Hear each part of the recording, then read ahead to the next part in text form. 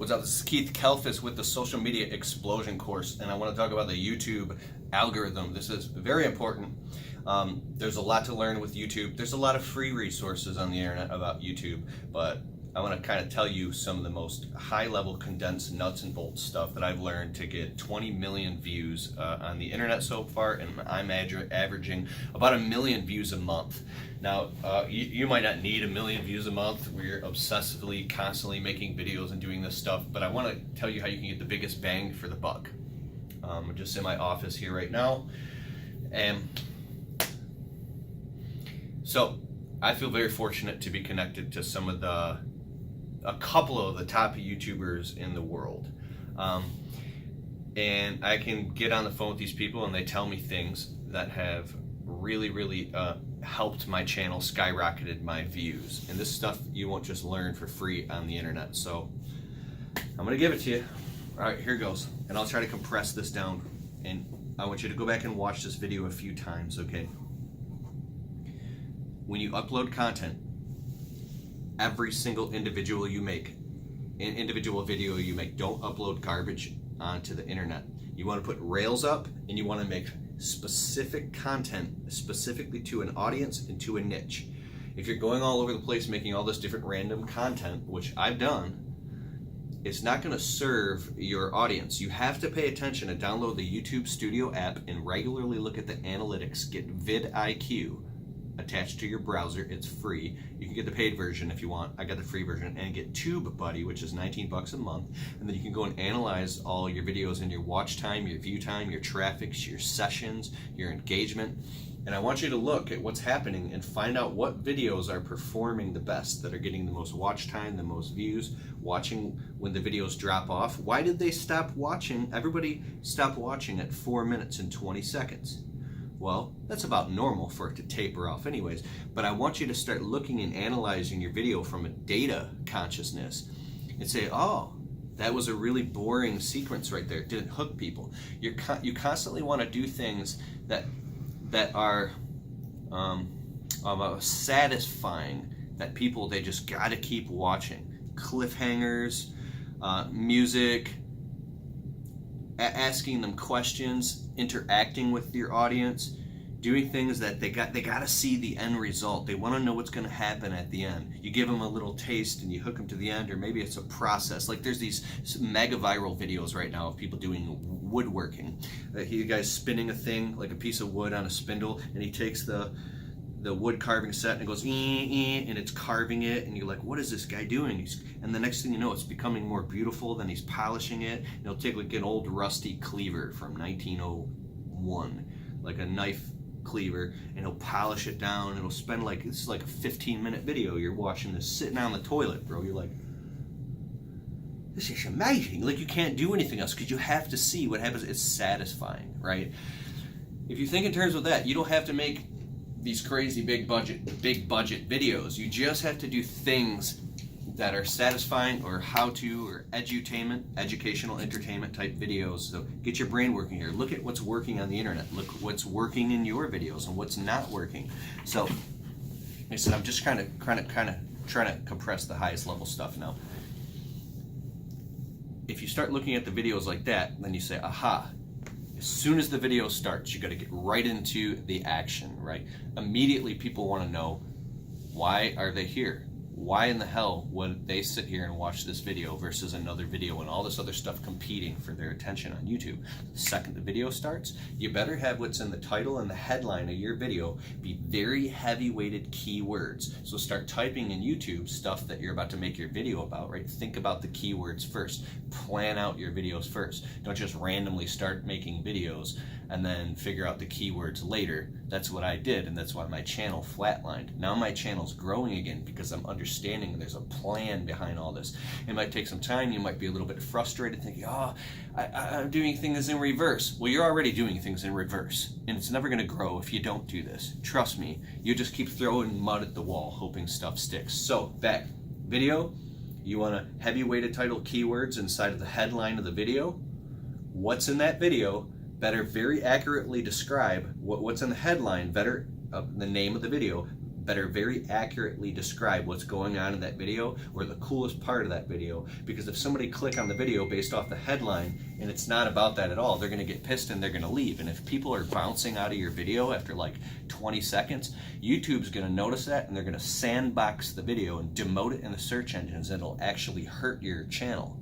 So if you're uploading stuff that's crap and you keep saying, well, I got to keep uploading more, right? You're trying harder and harder. You'll keep losing ground, because YouTube, they want to give people, they're owned by Google. They want to give people a great user experience. So the channels that are putting out good, relevant content, that's good information, that people are sticking around, watching at least 50% of that video, they're going to pump up those videos in the search engines in the browser suggested features than the videos that are suggested videos. Why is it? Because a lot of people are watching it and engaging it with it, so they want to serve that up to you because they want to have a good reputation themselves. So they're always going to promote people who are doing stuff that's relevant. Now the YouTube thumbnail, the most important thing, the vid conference of 2019, some of the top YouTubers in the world were interviewed by the founder Rob of vidIQ, and he asked them, what's your number one focus in 2019 on YouTube? This is going to blow your mind what most of these top, million subscriber plus YouTube channel owners said. Thumbnails. It was like, thumbnails? That's your number one focus? Thumbnails. These top YouTubers, and don't expect you to do this, not even, they're getting paid, right? So they can do this. You got to put things into perspective, right? Get in where you fit in. They're spending up to 3 hours to create each thumbnail. And they don't even create one thumbnail. They'll spend 3 hours creating like 3 to 4 different thumbnails, and then they'll submit them on Slack or Voxer to their internet marketing users of YouTube Friends group. Which a professional, somebody who has a YouTube channel with like 100,000 subscribers and up, these people are professional marketers. They know what they're doing. These people are very, very smart. Some people get it by accident, but trust me, there might just be playing dumb in the videos, but they know what they're doing. You have to have a strategy unless you luckily get there. But listen, 3 hours on YouTube thumbnails. They submit it to their friends, and then they vote on what's going to be the thumbnail for the video. And here's a test that you can do. Look at something, your thumbnail, and this is a graphic designer trick. I want you to lean back far and then squint your eyes like this, and squint and relax your eyes so they're lazy. So everything's kind of blurry, and can you still understand what's going on in that video and understand what that thumbnail says, even from back here squinting your eyes? I don't care how cool you think the thumbnail looks, right? If you can't understand it, it ain't gonna work. It has to be simple, to the point, clear, direct. If you're in the thumbnail, you gotta have something in your hand. Like if you have like we have window cleaning channels, right? You better have like a squeegee in your hand and a house behind you, like, this house was crazy, or epic squeegee battle, or something that tells them something tactical that has, like, you don't want the letters, you want to use the same font across everything in the same color scheme. Now, this is where I was messing up. I know I'm jumping all over the place. I'm just trying to really compress this information. I was spending like 15 minutes per thumbnail making every single individual video I had. I was working my ass off, spinning my wheels. I was trying to make a cool thumbnail for that video, You want people from no matter where they're at on YouTube or anywhere on the internet for that matter, when they come and there's all these, thumbnails all over the place, they want to be able to look and it jumps out. They know that that's one of your videos and that's your brand, because all your thumbnails have the same color scheme, the same font, the same spacing, the same typo, the same type of look. Does that make sense? You want consistency all throughout your brand. I was trying to make thumbnails that look cool for, this video's got to have, and then this video's got to have its own proprietary thumbnail. I was telling my buddy of mine who's like a smart, very smart business and marketing guy. I'll just say his name, Joshua Latimer. I'm on the phone telling him this stuff. He's like, wait a second, I never even considered that. This dude's got like a 7-figure, multi-million-dollar business, and he's like, I never even considered that. He's like, you're right. It would make sense that you would make. This is very important. This is thumbnails is everything. I said they're spending their number one priority in 2019 is thumbnails. We're talking about thumbnails. Listen to me. I'm on the phone with a multi-million-dollar business owner who owns an internet marketing business, and he's telling me, he's like, that does make sense that you would want to make a great thumbnail for each individual video to show what's going on in that video, but I didn't look at it in the macro. He did it and I did it until I learned this from getting coached by these high-level marketers and YouTubers, that you want it to look like all your other thumbnails. So people know that that's your brand. So you're re-engaging your audience no matter where you're at, okay?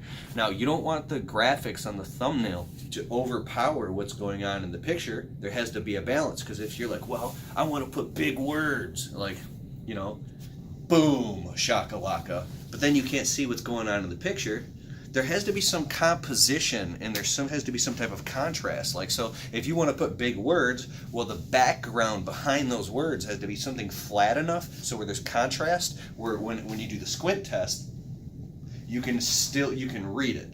Like if I had that blue wall, or say if I had this wall behind me, I'd probably put black lettering or big lime green lettering. I wouldn't put cream colored lettering. It wouldn't work. So you want massive amounts of composition. Now, you see this thing where they're like making the person glow. You want maybe you can go in a Photoshop or a Spark Post app, or you can do this as a little trick. My phone has a stylus. You can actually go in your little photo app and you can do an outline around the person.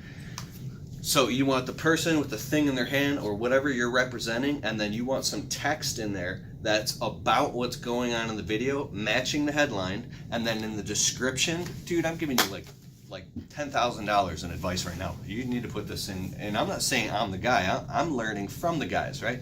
I'm so excited because I'm actually getting results, right? In the description of your video, you want very heavy weighted keywords in like all paragraphs. Don't be putting like links to your website and to other crap, right? You want a heavy weighted full out keyword description of at least 5 lines or more, and all the way up to like 5 whole paragraphs about what's going on in that video. That's very heavy weighted keyword, matching the title, the tag, the description, and the thumbnail. The algorithm is reading all that, right? And it says where to place the videos. Now your tags. Of course you want to fill out your description all the way with everything and put all your social media links and all that. Now you don't want to put a whole bunch of outbound links to everywhere else and Amazon affiliate links in your website and all that without at least putting links. I don't know this for sure, but I'm very, very certain, to other YouTube videos, your YouTube videos, suggested videos, YouTube videos related, because YouTube is rewarding you for keeping people on YouTube. If the first thing you got in your description is outbound links to drive people off of YouTube to your website to buy something, it's going to hurt your videos and it's going to sandbox your videos, because they're going to want to suppress those videos because it takes people off of YouTube. The whole reason YouTube is in business and they're giving out all this free amazing platform is because they're getting paid off of AdWords. People are paying billions of dollars. And that's how YouTube and Facebook and all these companies are making this money. So you want to keep people on YouTube. If you drive people off of YouTube to go to somewhere else, you better be getting paid, because it's hurting your video watch. Does it mean? Now this was different back in 2012, 13, 14. Now up here where we're at in present time, you got to keep people on the existing platform, whether it's Facebook, it's Instagram, it's Snapchat, it's YouTube. Snapchat doesn't give you analytics yet, so it's just kind of like a fun platform. But back to YouTube, okay? Now the algorithm is listening to everything you're saying. So if you're talking about like 5 ways to carve a pumpkin, you better be saying 5 ways to carve a pumpkin. First words coming out of your mouth in the video description, 5 ways to carve a pumpkin. The thumbnail says 5 ways to carve a pumpkin, and there's a pumpkin being carved. It's like it's a pumpkin, right? Now the description, 5 ways to carve a pumpkin. If it's Halloween time and you're carving out pumpkins and passing out Halloween, you better learn about the different ways to carve a pumpkin with all these different related videos about ways to carve a pumpkin. You better add it to a playlist. At least once a month. I do it once a week. I'm creating a new playlist and creating a description about that playlist, and then auto-adding all related videos into that playlist and playlist series, because when you create a playlist about pumpkins and seasonal stuff or whatever you're doing, YouTube is counting that as new content. And you want every single one of your videos that on your whole channel, even if you're slapping it into one big mega playlist, because maybe you're really busy and you don't have time. Okay, I'm going to create a playlist and dump all my videos into it. It's going to be called my mega playlist. Get back and make more playlists that are more about different topics when you can, because you want, when your video is done, you want it to, the little thing to show up like back and front. As soon as your video is done, what do you want? You don't want them to just go off into someone else's videos. Now, if people do keep watching YouTube and they came into YouTube by your video, good, you will actually get the credit for that, because now you have what's called session time.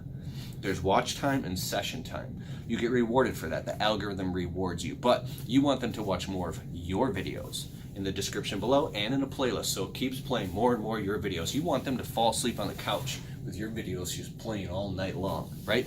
Now, okay, description, tags. You want the tags filled all the way out, all 500 characters. Very heavy weighted tags and tags with keywords, long tail keywords. All the short term keywords are taken. They're way too high competition. So you want to think, what are people typing that are very long tail keywords? Like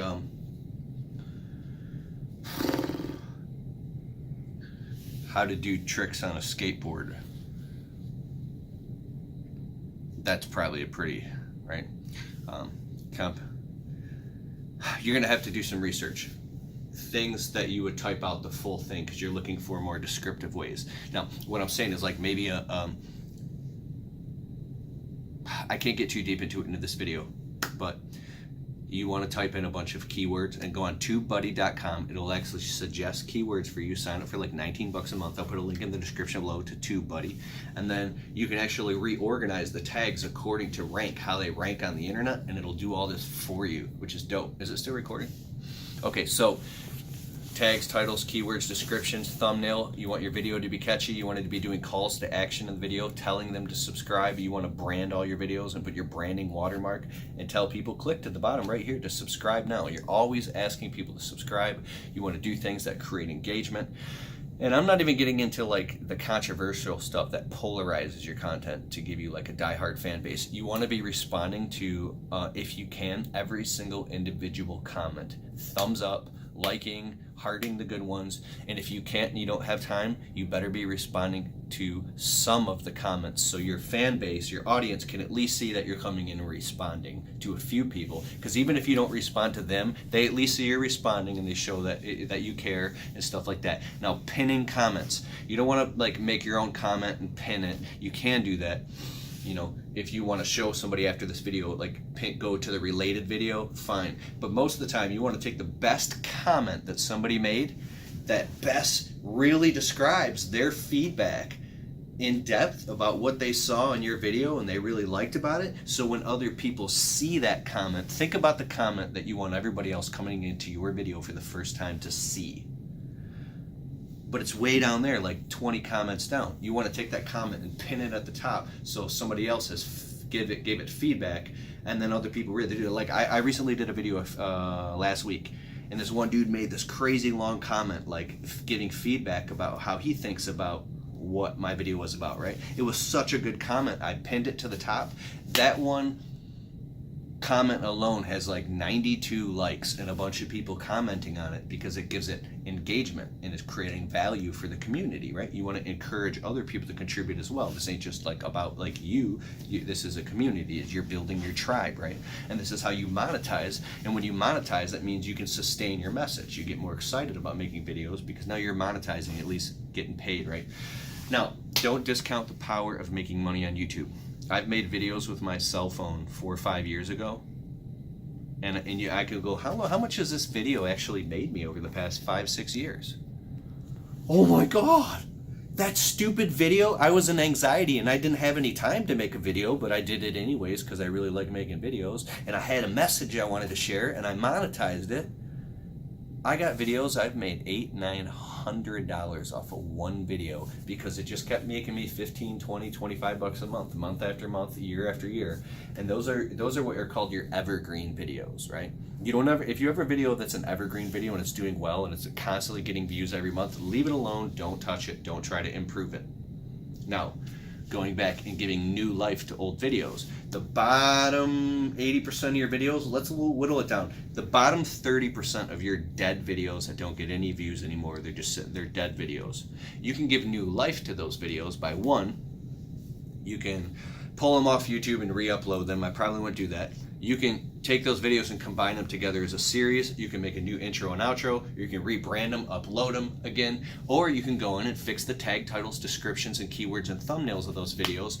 And then, oh, I can't believe I'm telling you this. You can ping the video with massping.com or massping.org, and you only want to do this once. Once your whole video's done and you go inside of your video, your YouTube settings, and you get the channel keywords. You want to make sure you have proper channel keywords for your whole channel, and look at your channel as a business. You want to submit your channel URL into this mass ping, and it goes ping, and it pings the Google algorithm, and it helps bounce your YouTube channel around. This is like a secret amongst like high level YouTubers or whatever, and it'll start engaging you in the algorithm again.